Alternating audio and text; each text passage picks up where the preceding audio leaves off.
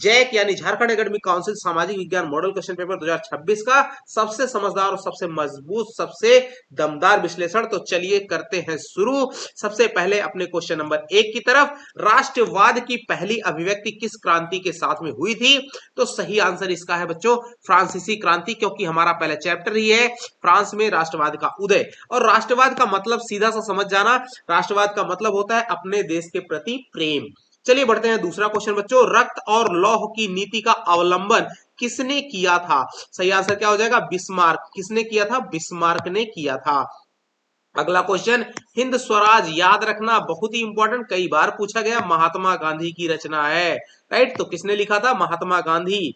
अगला है क्रूर, जो जलियांवाला नरसंहार हुआ था वो हम सभी को पता होना चाहिए, अमृतसर। और अमृतसर है कहां पे?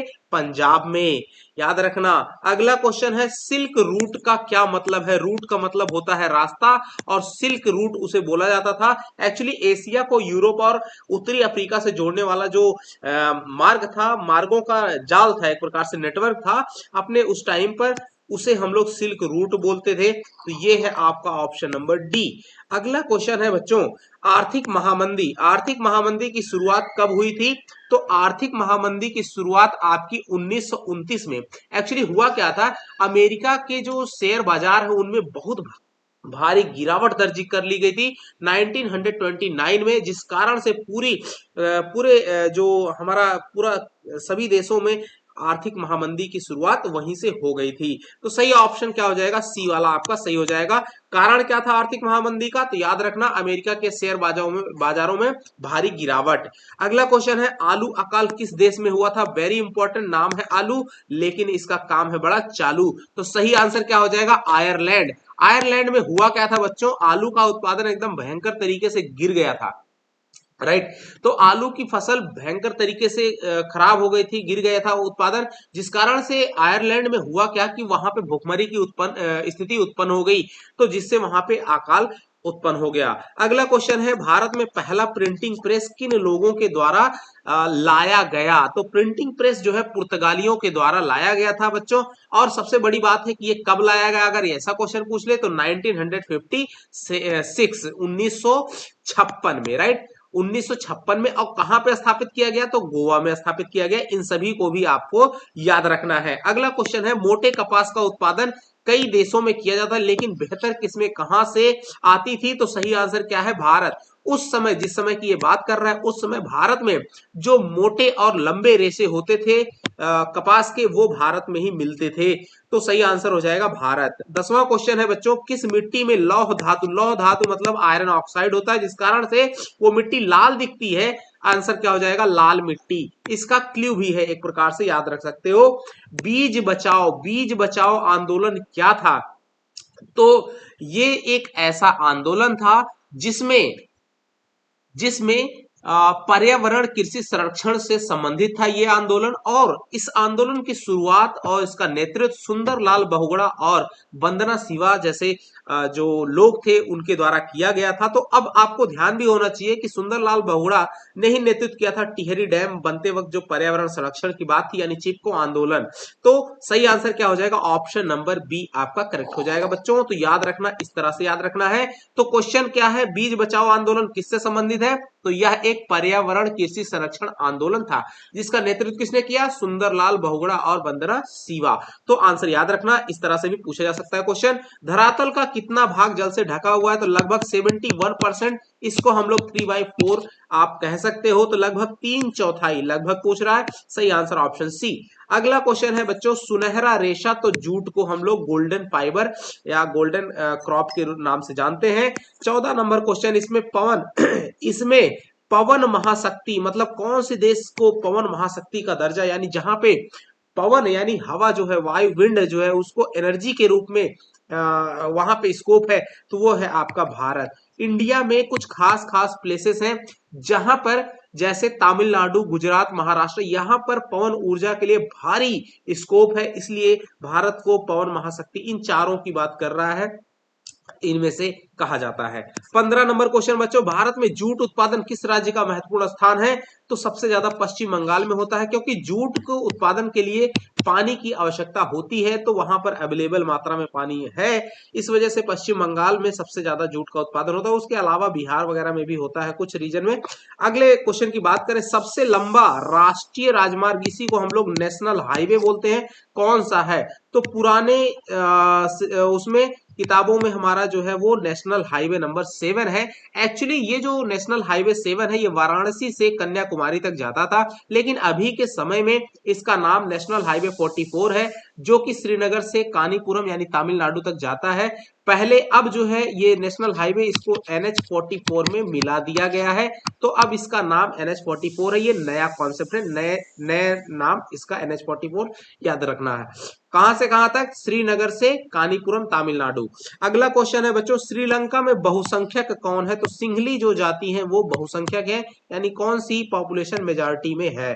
अगला क्वेश्चन है बच्चों, पोखरण भारत के किस राज्य में है? तो आंसर है राजस्थान। तो ध्यान देना, पोखरण जो राजस्थान का जैसलमेर जिला है, जैसलमेर याद रखना, राजस्थान का जैसलमेर जिला, यहां पर पहला परमाणु परीक्षण किया गया था और वो हुआ था 18 मई 1974 में। और हाँ, यहां पर फिर दूसरा वाला भी परमाणु परीक्षण किया गया था, जो कि 11 से 13 मई 1998 ईस्वी में किया गया था। ये चीज ध्यान रखना। तो मेनली क्या है आपका 1974 और 1998, ये दो ईयर में यहाँ पे परमाणु परीक्षण किया गया। तो पहला कब हुआ था? 18 मई 1974। अगला क्वेश्चन है बच्चों, संघ सूची, राज्य सूची, समवर्ती सूची का उल्लेख संविधान किस अनुसूची में है? तो ये हमारा अनुसूची नंबर कौन सी है? 7वीं। ऑप्शन नंबर सी हो जाएगा, याद रखना, याद रखने वाली चीज है। भारतीय समाज माना जाता है, तो ये एक पितृसत्तात्मक समाज माना जाता है हमारा भारत का समाज। आगे बढ़ते हैं, अगला क्वेश्चन है, भारत किस प्रकार का राज्य है? तो भारत लोकतांत्रिक भी है, धर्मनिरपेक्ष भी है, कल्याणकारी राज्य है। तो इसका सही आंसर क्या होगा? उपरोक्त सभी। अगला क्वेश्चन है, बाम सेफ, देखो इसका जो नाम है बाम सेफ, BAMCEF, इसका पूरा नाम अगर आप लिखने जाओगे तो इसको कहते हैं backward and minority communities employed federation. तो यहाँ E stands for employ, employ का मतलब यहाँ पे ऑप्शन बी देख रहे हो, तो क्या आंसर हो जाएगा? कर्मचारी।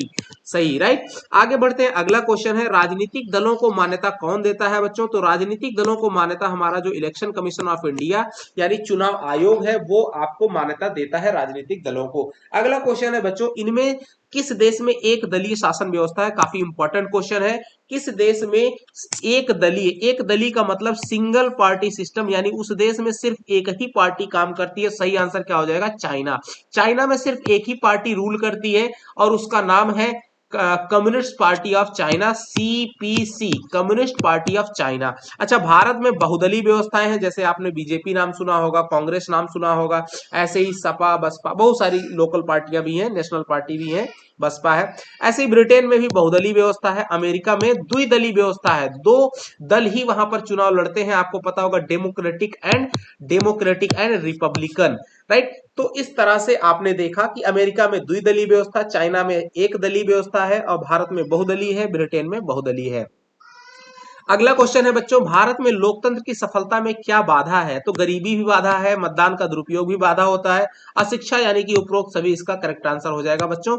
अब बढ़ते हैं अगले क्वेश्चन पे, भारत के किस राज्य की प्रति व्यक्ति आय सबसे कम है? तो ये इसका आंसर सही होगा बिहार। बिहार में अगर ओवरऑल भारत की बात करते हैं तो बिहार में सबसे कम जो है प्रति व्यक्ति आय है। क्यों? क्योंकि यहाँ पूरी तरह से कृषि पर आधारित, और वो भी पूरी जमीन कृषि में भी यूज नहीं हो पाती है, बाढ़ से भी प्रभावित रहता है। अगला क्वेश्चन है, रोजगार गारंटी अधिनियम कब लागू किया गया? ध्यान देना, कब लागू किया गया रोजगार गारंटी अधिनियम? तो सही आंसर क्या हो जाएगा? रोजगार गारंटी अधिनियम 2006 में लागू किया गया था। एग्जैक्ट अगर डेट की बात करें तो 2 फरवरी 2006, ऑप्शन डी आप करेक्ट लगाएंगे। अगला क्वेश्चन है 28, भारत में मुद्रा जारी कौन करता है? तो भाई RBI बनी हुई है मुद्रा जारी करने के लिए, जिसे भारतीय रिजर्व बैंक कहते हैं। कागज से बनी मुद्रा को हम लोग क्या कहते हैं? पेपर मनी कहते हैं। सही आंसर हिंदी में अजीब है, पत्र मुद्रा कंफ्यूज कर सकता है, तो अंग्रेजी देख लेना, पेपर मनी। और लास्ट क्वेश्चन है बच्चों, सूचना का अधिकार अधिनियम कब पारित किया गया? तो ध्यान देना है कि जो सूचना का अधिकार अधिनियम RTI एक्ट 2005 है, तो सही आंसर क्या हो जाएगा 2005। लेकिन यहाँ दो बातें हैं, एक है कि पारित करना, राइट, और दूसरा है लागू करना। तो पारित हुआ था 15 जून 2005, लेकिन लागू कब हुआ था? लागू हुआ था अक्टूबर 2005। लेकिन यहाँ पे जून 2005 नहीं लिखा है, तो हम लोग इसका सेंस क्या लगाएंगे? अक्टूबर 2005, यानी लागू वाली डेट दी हुई है। तो इस तरह से आई होप कि बच्चों आपको ये वीडियो काफी इंफॉर्मेटिव और आपके मददगार साबित होगा। तो मिलेंगे, इसके पहले भी हमने साइंस क्या कहते हैं, मैथ्स और इंग्लिश के ये सब क्वेश्चन पेपर किए हुए हैं, तो आप उनको भी देख लीजिएगा वीडियो में। और वीडियो पसंद आया तो लाइक कीजिएगा, चैनल पर नया सब्सक्राइब कीजिएगा और अपने दोस्तों के साथ शेयर करना बिल्कुल मत भूलिएगा। मिलेंगे अगले वीडियो के साथ में, तब तक के लिए नमस्कार, जय हिंद बच्चों।